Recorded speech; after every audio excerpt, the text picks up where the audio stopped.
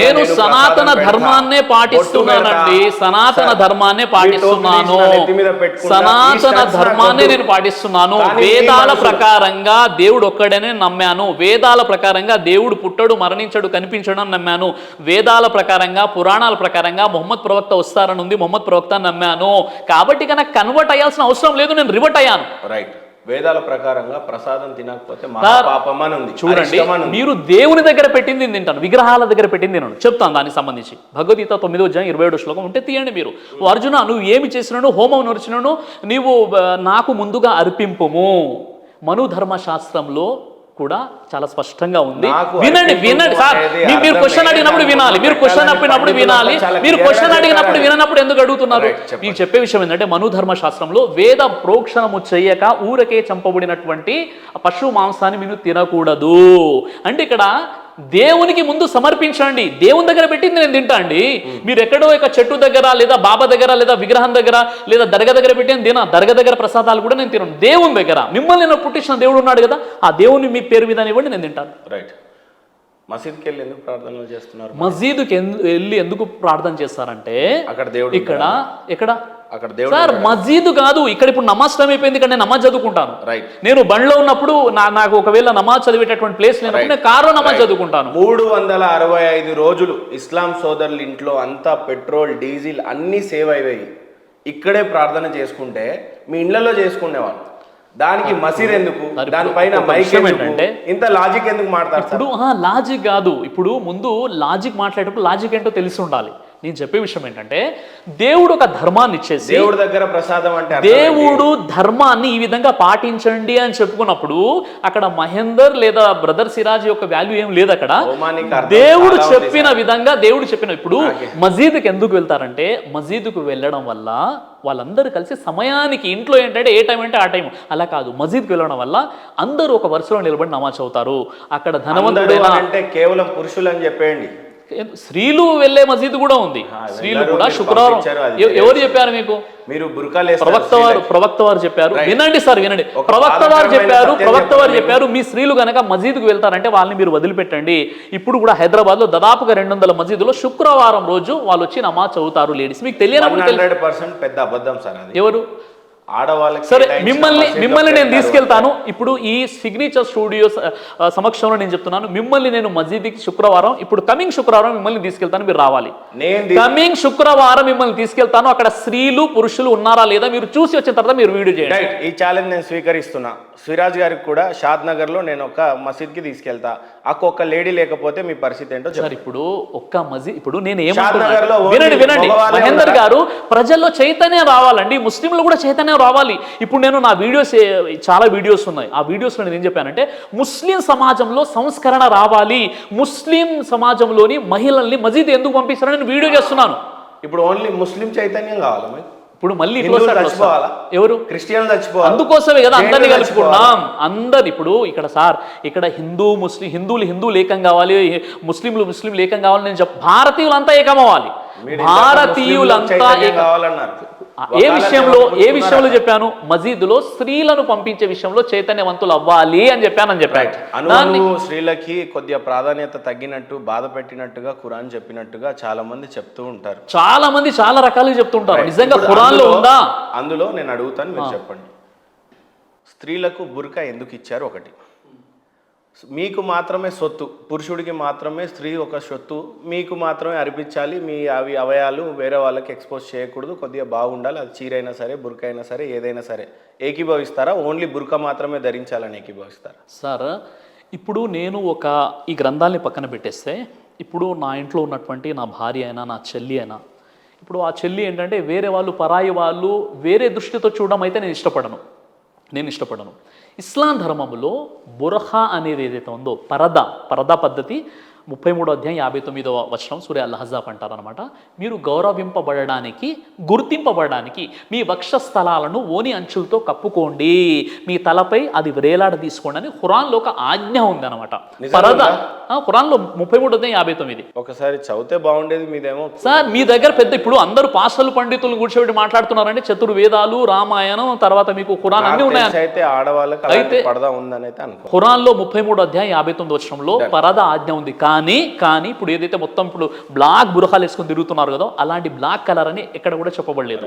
ఇక్కడ ఇంకో బాధ కలిగించే విషయం ఏంటంటే మగవాడు 20 మందినైనా పెళ్లి చేసుకోవచ్చు అని ఉందా? 20 మందిని ఎవరు చేసుకుంటారు? మీకు సామర్థ్యం ఉంటే 20 మందిని పెళ్లి చేసుకోవచ్చు. తప్పు అండి అది. ఇస్లాం పై కల్పించే అభాండాలు అపోహలు తప్ప అందులో వాస్తవం లేదు. ఎంతమందికి డైవర్స్లు ఇస్తారు? ఎంతమంది ఖురాన్లో ఉన్న విషయం ఏంటంటే సూర నిసా 4:1 మీరు చదవండి. అందులో ఉన్న విషయం ఏంటంటే ఒకవేళ భార్యల మధ్య న్యాయం చేయలేమనేటటువంటి భయం మీకు ఉంటే ఒక్కరే చాలు. అక్కడ చెప్పబడిన విషయం ఏంటంటే అనాథ పిల్లలకు న్యాయం చేయలేనటువంటి పక్షంలో మీరు 2 కానీ 3 కానీ 4 వరకు ఒక లిమిటేషన్ ఉంది. అది అందరి కోసం కాదు, అది చేసుకుంటే న్యాయం చేయాలి. ఇప్పుడు ఒక విషయం నలుగురికి న్యాయం చేస్తారు. అదే ఆడపిల్ల నలుగురిని మగోళ్ళని పెళ్లి చేసుకోవచ్చు. అది ఎలా సాధ్యమవుతుంది? ఎందుకు సాధ్యం కాదు? ఎందుకు విభేదిస్తుంది? మరి ఇప్పుడు ఉదాహరణకి ధర్మం బాగుంది, మీరు మగోళ్ళు అయిపోయినారు, నలుగురిని చేసుకోవచ్చు. ఇప్పుడు ఒక విషయం చెప్తాను. దశరథ మహారాజు గారికి ఎంతమంది భార్యలు? నేను అక్కడ ఇప్పుడు ఇదెందుకు చెప్పారు మీరు? దశరథ మహారాజు గారికి ఎంతమంది భార్య మీకు తెలుసా? మీకు తెలుసా? ఆయన ఎవరు? దశరథ మహారాజు మీకు తెలియదా? ఆయన ఎవరు? నేను మిమ్మల్ని అడుగుతున్నా. శ్రీరాములు తండ్రి గారు ఎంతమంది భార్య? 3 భార్యలు. రైట్. శ్రీకృష్ణ వారికి ఎంతమంది భార్యలు? ప్రవక్త వారికి. ఇప్పుడు ఈ విషయం చెప్పిన తర్వాత అక్కడికి వెళ్దాం మనం. శ్రీకృష్ణ వారికి ఎంతమంది భార్యలు? శ్రీకృష్ణ వారికి ఎంతమంది భార్యలు? చాలా మంది ఉన్నారు. నేను చెప్పే విషయం ఏంటంటే ఇక్కడ ఇస్లాం ఏమంటుందంటే మీకు న్యాయం చేయలేనటువంటి పక్షంలో ఒక భార్య మీకు ఉత్తమమని ఖురాన్ ఎప్పుడో చెప్పింది. అయినప్పటికీ కూడా మీరు మానవులంతా ఒకటే అని చెప్పుకుంటూ మీరు ఆల్రెడీ వేదాలని తిరస్కరించారు కాబట్టి నేను అందుకు అడగట్లేదు. లేదంటే నిజంగానే అడుగుతా. ఇక్కడ ఆడవాళ్ళు మగవాళ్ళు సమానం కాదు మీ దేవుడి దృష్టిలో. ఆ దేవుడు ఎవరో మీరే చెప్పాలి. కానీ బట్ మీకు సమానత్వం ఎవరు చెప్పారు? ఆడవాళ్ళు మగవాళ్ళు సమానం కాదు. మరి ఆడవాళ్ళ మగవాడు 4 పెళ్లి చేసుకుంటాడు, ఆడది 4 పెళ్లి చేసుకోవచ్చు. ఒక ఆడది 4 ఇష్టం ఉన్నప్పుడు పాపం డివోర్స్ ఇస్తారు. అడకదినా ఏం కాదు. అది అపోహ. అది మీడియా కల్పించిన అపోహ. కొంతమంది అజ్ఞానులు ముస్లింలు కూడా అలా ఉన్నారు కొంతమంది. ఇప్పుడు నేను చెప్తాను. బీజేపీ గవర్నమెంట్ ఇప్పుడు నేను చెప్తాను ఆర్టికల్ తీసుకొచ్చింది. తలాక్ అంటే విరుద్ధం, మీరు ఒప్పుకోవట్లేదు. ఎవరు ఒప్పుకోవట్లేదు? నేను దాన్ని సమర్థిస్తూ వీడియో చేశాను. మీకు తెలుసా? మీరు ఒప్పుకుంటున్నారా? అయ్యో, త్రిపుల్ తలాక్ అన్న విషయం అసలు ఒకేసారి తలాక్ అని చెప్పేస్తే తలాక్ అవ్వదు. అలా మరి మీరు రిలీజియస్ ని ఫాలో అవ్వట్లే, మీ ఖురాన్ని ఫాలో కావట్లేదు. నేను ఫాలో అవుతున్నానా లేదా తెలియాలంటే మీకు నాలెడ్జ్ ఉండాలి. మీకు నాలెడ్జ్ లేదు. మెయిన్ విషయం చెప్పండి. ఇప్పుడు ఖురాన్లో తలాక్ అని ఒకేసారి 3 సార్లు అరిచినా 300 సార్లు అరిచినా అది ఒకే తలాక్ అవుతుందా? 3 తలాక్లు కాదు. నరేంద్ర మోదీ గారు ఏదైతే ట్రిపుల్ తలాక్ పై బ్యాన్ చేసి ఒక కొత్త చట్టాన్ని తీసుకొచ్చారో అది నిజంగా చెప్పాలంటే ఖురాన్కి అనుకూలంగా ఉన్న చట్టం, కానీ చాలా మందికి తెలియదు. అది ఇలాంటి అవేర్నెస్ నేను కల్పిస్తున్నాను. మీకు చెప్పే విషయం ఏంటంటే ఏదైనా ఒక విషయం, ఇప్పుడు ముస్లింలో కొన్ని విషయాలు ఉన్నాయి, అవన్నీ ఖురాన్లో లేదా ప్రవక్త వారు చెప్పారని దాని అర్థం కాదు. కొంతమంది అపోహ కూడా గురైపోయారు. రైట్. మీరు సిఏని ఎన్ఆర్సీని వ్యతిరేకిస్తారా? సార్ ఇప్పుడు సిఏ ఎన్ఆర్సీ అది ఇష్యూ మొత్తం వేరండి. అది టాపిక్ వేరు. లేదు సార్, ఈ రోజు కరెంట్ టాపిక్ అదే. ఇప్పుడు ఈ రోజు టాపిక్ చెప్తా. ఇప్పుడు అది 2000 సంవత్సరాల క్రితం ఎవడు బతికాడు ఎవడు చచ్చాడు అవన్నీ ఇంపార్టెంట్ కాదు. కానీ ఈ రోజు మనం బతుకుతున్నాం కదండి. సిఏఏ ఎన్ఆర్సీ మనకి ఎందుకు వద్దు, ఎందుకు కావాలి మీరు చెప్పండి. ఏది ఇప్పుడు ఎప్పుడైతే ఎన్ఆర్సీ వచ్చిందో అక్కడ వేరే దేశంలో ఉంటున్నటువంటి అంటే 6 మతాలకు సంబంధించి వాళ్ళు బౌద్ధులు కావనండి, సిక్కులు కావండి, జైనులు కావండి, వేరే మతాలు ఎవరికైనా వారికి పౌరసత్వం ఇస్తుంది. కేవలం ఒక ముస్లింను తప్ప అన్న ఒక విషయం వచ్చింది కాబట్టి అప్పుడు ఆ విషయాన్ని మనం వివేదించాం తప్ప నిజంగా ఒక దేశానికి కావాల్సినటువంటి సెక్యూరిటీ భద్రత ఏదైతుందో అన్ని విషయాలు మనం సపోర్ట్ చేయాల్సిందే. రైట్. అన్ని విషయాలు సపోర్ట్ చేయాలి సార్. ఇప్పుడు మీరు సౌదీకి వెళ్ళిపోయారు, అక్కడ వీసా అయిపోతే అక్కడ ఉంటారా? పంపించేస్తారు మీరు. ఇప్పుడు అదే అవునండి. ఇప్పుడు నా దేశంలో మన భారతదేశంలో మన దేశానికి, మన చట్టానికి, మన రక్షణకు కావాల్సినటువంటి ఎన్నైతే బాధ్యతలు ఉన్నాయో, ఎన్నైతే విషయాలు వాటన్నిటి మనం ఒప్పుకోవాలి. అందులో నేను అదే అంటున్నాను. రైట్. మీకు రామాయణం అంటే ఎక్కువ ఇష్టమా, మహాభారతం అంటే? సార్ నాకు అన్ని గ్రంథాలంటే ఇష్టమే. రామాయణం ఇష్టమే, మహాభారతం ఇష్టమే, చతుర్వేదాలు ఇంకా ఇష్టం నాకు. భగవద్గీత నేను చదువుతాను. ఇంకేదానికి ఎక్కువ మీరు ఎందుకు చెప్తున్నారు సార్? అంటే ఇప్పుడు మీరు అడిగిన దానికంటే ఒకటి ఎక్కువ చెప్తే ఇంకా బాగుంటుంది. రైట్. మీకు రామాయణం అంటే ఇష్టమా, మహాభారతం అంటే ఇష్టమా? 2 చదివారుగా మీరు. అవునండి. ఏది ఎక్కువ ఇష్టం మీకు? నేను అదే అంటున్నాను కదా, ఈ 2 ఇష్టమే నాకు. ఏది ఎక్కువ ఇష్టం లేదా? 2 ఇష్టమే అండి.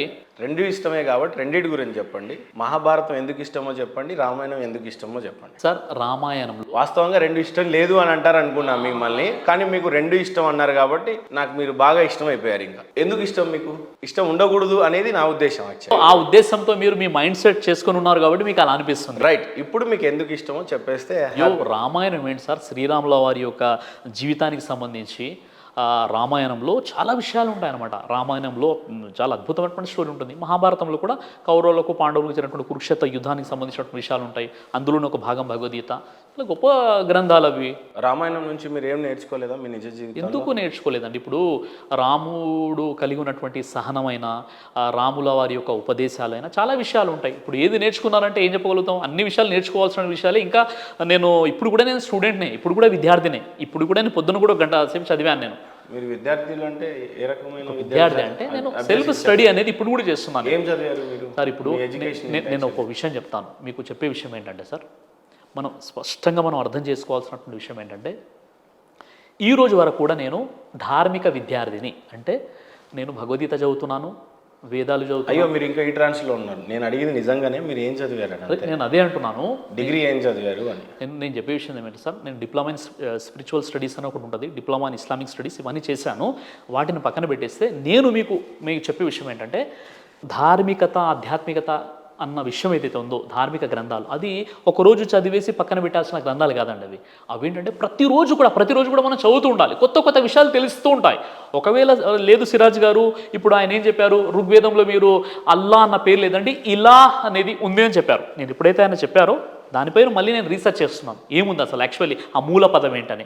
తర్వాత ఇప్పుడు మొహమ్మద్ ప్రవక్త గురించి ఆయన చెప్పారు, నేను తీసుకొచ్చాను బుక్స్ అన్ని కూడా, ఈ బుక్స్లో ఉన్నటువంటి విషయం చెప్పాను. కాబట్టి నేను ఎప్పుడు కూడా ఒక విద్యార్థినే. నేను ఇప్పుడు మీరు ఒక కొత్త విషయం చెప్పారనుకోండి, నేను తెలుసుకుంటాను. నేను ఒక హిందూ పండితులతో టచ్లో ఉన్నాను. అంటే ఆయన పేరు ప్రస్తావించడం మంచిది కాదు, చాలా పెద్ద ఆశ్రమంలో ఉంటారు, ఒక హిందూ పండితుల వారు ఉన్నారు, ఆయనతో నేను సలహా సంప్రదింపులు తీసుకుంటాను. సరే, పండితులతో ఆయనతో బాగుంది. అయ్యో, ఆయన నేను ఏదైనా ఒక విషయం చెప్పే ముందు కూడా, సార్ ఈ విషయం ఏంటంటే ఆయన చెప్తారు, దీని అర్థం ఇదండి అని చెప్తారు. ఆ విధంగా నేను టచ్లో ఉన్నాను. నేను చెప్పే విషయం ఏంటంటే, కొంత దీనంతో కొంత చాలా వినయంతో అడుగుతున్న ఒక ప్రశ్న. తల్లిదండ్రులు దైవ సమానం అంటారు. అలాంటి తల్లిదండ్రుల గురించి చెప్పాలంటే మీరేం చెప్తారు? సార్, ప్రవక్త ముహమ్మద్ సల్లం అని చెప్పారు, తల్లి పాదాల క్రింద స్వర్గం ఉంది, తండ్రి స్వర్గానికి ద్వారం లాంటివాడు. మీరు కనుక మీ తల్లిదండ్రులను నిర్లక్ష్యం చేస్తే మీ ఆరాధనలు కూడా స్వీకరించబడో, ఆ వ్యక్తి నరకానికి వెళ్ళిపోతాడు. ఏ వ్యక్తి అయితే వృద్ధాప్యంలో తమ తల్లిదండ్రులను వదిలేస్తాడో, పట్టించుకోడో. కాబట్టి నా తల్లిదండ్రులు సంతృప్తిగా ఉండి వాళ్ళకి నేను సేవలు చేసుకుంటే నేను అదృష్టవంతుని. నా జన్నత్, నా స్వర్గం అనేది దేవుడు నా తల్లి పాదాల క్రింద పెట్టాడు. కాబట్టి లేదండి, అప్పుడు మన సంతోష్ కనపడి గారు చెప్పారు కదా, నిజంగా వేరే మత గ్రంథాలు ఇలా లేదండి అని చెప్పారు. అలా కాదండి, అర్థం చేసుకోవడంలో లోపాలు ఉన్నాయి. నేను అడిగింది సూటిగా తల్లిదండ్రుల గురించి చెప్పంటే మీరు మళ్ళీ ధార్మికంగానే చెప్పారు. కానీ తల్లిదండ్రుల, నా తల్లి నన్ను ఇలా పెంచింది, నన్ను ఇలా ఆలించింది, పాలించింది, మా అమ్మ ఇది, మా తాత ఇది, మా అయ్యి ఇది అని మీరు చెప్పలేకపోతున్నారు. కారణం నేను ఏమంటున్నానంటే, ఎవరి తల్లిదండ్రులు వాళ్ళ గొప్ప, ఎవరి యొక్క బ్యాక్గ్రౌండ్ వాళ్ళ. నా తల్లిదండ్రులు గొప్పగానే చెప్పేవాడిని, మీరు అసలు చెప్పలేదు కాబట్టి నా బాధ. ఎందుకు? నేను ధార్మికంగా వెళ్ళిపోయారు. మళ్ళీ మీ మొహమ్మద్ ప్రవక్త ఏం చెప్పారో చెప్తున్నారు, కానీ మీ అమ్మ మిమ్మల్ని ఎలా పెంచింది, మీ నాన్నకి మీరు చేసింది. ఇప్పుడు ఒక విషయం మెమొరీ ఉంటుంది చెప్తే ఆ టాపిక్ వల్ల మీకు లేదా సమాజానికి ఏదైనా లాభమా? మీరు ఈ విషయం అడిగారు, ఖచ్చితంగా లాభమే. ఎలా? మిమ్మల్ని లక్షల మంది ఫాలో అవుతారు, అది మీ ఫీలింగ్. మీ ఫీలింగ్ కదా, నా ఫీలింగ్ కూడా. మీరు కూడా అన్నారు కదా ఫాలో అవుతారు, ఈ రోజు మీ వీడియో రైట్. మరి మీ తల్లిదండ్రుల్ని మీరు ఎంత బాగా గౌరవిస్తున్నారో తెలిస్తే లక్షల మందికి ఉపయోగం. ఇప్పుడు నా తల్లిదండ్రుల్ని నేను చాలా గొప్పగా చూసుకుంటున్నాను. మా మదర్ కూడా ఇప్పుడు ఒక 3-4 డేస్ అవుతుంది, ఆమె వచ్చి వెళ్ళిపోయారు. ఇది నేను మా పేరెంట్స్కి ఎవ్రీడే ఏదో ఒక విధంగా నేను మాట్లాడుతుంటాను, చాలా సంతోషంగా. ఎంత అయినప్పటికీ కూడా తల్లిదండ్రుల రుణాన్ని మనం తీర్చుకోలేము. కాబట్టి తల్లిదండ్రులది గొప్ప స్థానం, కాబట్టి వాళ్ళు మంచిగా పెంచి పోషించారు, వాళ్ళ బాధ్యతలు వాళ్ళు నెరవేర్చారు. వేరే ఏ పర్సన్ ఉన్నా సార్, నిజం చెప్తున్నా, మా అమ్మ నాన్నలు పలాని కుటుంబం, ఇక్కడ పెరిగాను, ఇలా నన్ను పెరిచారు, మా పరిస్థితి ఇది, ఈ రకంగానే చెప్తారని ఎక్స్పెక్ట్ చేస్తాం. ఒక విషయం ఎంత ధార్మిక పండిత అయినా మరీ ధార్మికంగా ఒక విషయం ఏం చెప్దామంటే, మనం ఒక దాంట్లో ఏంటంటే అసలు కంప్లీట్గా నా సెల్ఫ్ ఇంట్రొడక్షన్ ఒకటి పెడదాం మనం, వ్యక్తిగతంగా ఏంటన్నది. ఇప్పుడు మీరు అడిగారు ఎలా దేవుణ్ణి మీరు తెలుసుకున్నారు అని చెప్పి, సింపుల్గా చెప్పాను. ఎందుకంటే ఈరోజు యాక్చువల్లీ మనం ఏమనుకున్నామంటే, ఇప్పుడు ఆయన ఏదైతే మనపై ఎలిగేషన్స్ పెట్టారో, ఫేక్ పండితులు తీసుకొస్తారు, లేదా క్వశ్చన్స్ ఇలా ఒక పండితులతో అడిగించారు, ఈయన పేరు యూనస్ ఖాన్ అని చెప్పేసి. పండిత్ దగ్గర కూడా మీరు ఆయనకు డైరెక్ట్ ఫోన్ చేయలేదు అంటే, ఫోన్ మీకు ఇస్తాను, ఇప్పుడు మీకు కంప్లీట్గా ఆ వీడియో కూడా మీరు రేపు అందులో పెడతారు. ఏదో అనుకున్నాను, కానీ పండితులకైతే మీరు ఫోన్ చేయలేదు సార్. ఇప్పుడు 2014లో జరిగిన డిబేట్ అది. అంటే ఇప్పుడు పట్టుమని నేను ఫోన్ చేయలేను కదండి, ఏదో ఒకటి ఏంటన్నది. కాబట్టి విషయం ఏంటంటే మీకు నేను చివరిగా చెప్పాలనుకున్నటువంటి విషయం ఏంటంటే బ్రదర్, ఈరోజు మన భారతదేశానికి కావాల్సింది ఏంటంటే హిందూ ముస్లింల ఐక్యత, మత సామరస్యం, సోదర భావం. మనల్ని పుట్టించిన దేవుణ్ణి మనం ఆరాధించాలి. నెక్స్ట్ ప్రశ్న కూడా అదే సార్. నెక్స్ట్ ప్రశ్న కూడా అదే. లేదు, ఇప్పుడు నేనేం చెప్తున్నాను, చాలా టైం అయిపోయింది. ఇప్పుడు లాస్ట్ ఒక విషయం, అసలు ప్రశ్నను మీరు వదిలేయద్దు సార్. నేను ఒక విషయం, మీరు కోరుకున్నది భారతదేశం యొక్క ఐక్యత, అంతకంటే గొప్ప పనులు మనకి ఏం లేవని నా భావన. ఏం చేస్తే మనం అంతా ఐక్యత ఉంటాము అనేది మీ ఉద్దేశం చెప్పండి సార్. మనమంతా కూడా ఒకే తల్లిదండ్రుల పిల్లలము, ఆదాం హవ్వ సంతానం అన్నప్పుడు మనలో సోదరభావం పెరుగుతుంది. అలాగే మనందరినీ పుట్టించినటువంటి దేవుడు కూడా ఒక్కడే అన్నప్పుడు ఇంకా మనం దగ్గర అయిపోతాం. ఏ విధంగానైతే మనం ఖురాన్ని, ఒక ముస్లింగా ఖురాన్ని అతడు చాలా భక్తిగా చదువుతున్నాడో, అలాగే వాళ్ళ గ్రంథాలు కూడా వాళ్ళకంతే భక్తిగా ఉన్నాయి. వాళ్ళ గ్రంథాలు కూడా వాళ్ళకి అదే సోర్స్ అన్న విషయాన్ని ఎప్పుడైతే తెలుసుకుంటారో, అన్ని గ్రంథాలను మనం గౌరవించాలి. అదేవిధంగా అన్ని పద్ధతులను కూడా మనం గౌరవించాలి. మనం అంతా కూడా ఇప్పుడు ఒక ముస్లింగా ఉండి అతడు కంపారిటివ్ స్టడీ వేదాన్ని కూడా చదవాలి, భగవద్గీత చదవాలి. అదే ఒక హిందూ సోదరుడు ఖురాన్ కూడా చదవాలి, ఒక క్రైస్తవుడు ఖురాన్ చదవాలి, ఒక బైబిల్ కూడా చదవాలి.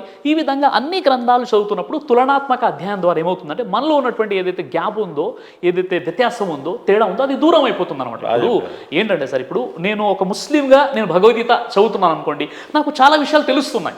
నేను ఏమంటున్నానంటే అదే విధంగా ఒక ముస్లిం కూడా భగవద్గీత చదవాలి, ఒక హిందూ కూడా ఖురాన్ చదవాలి.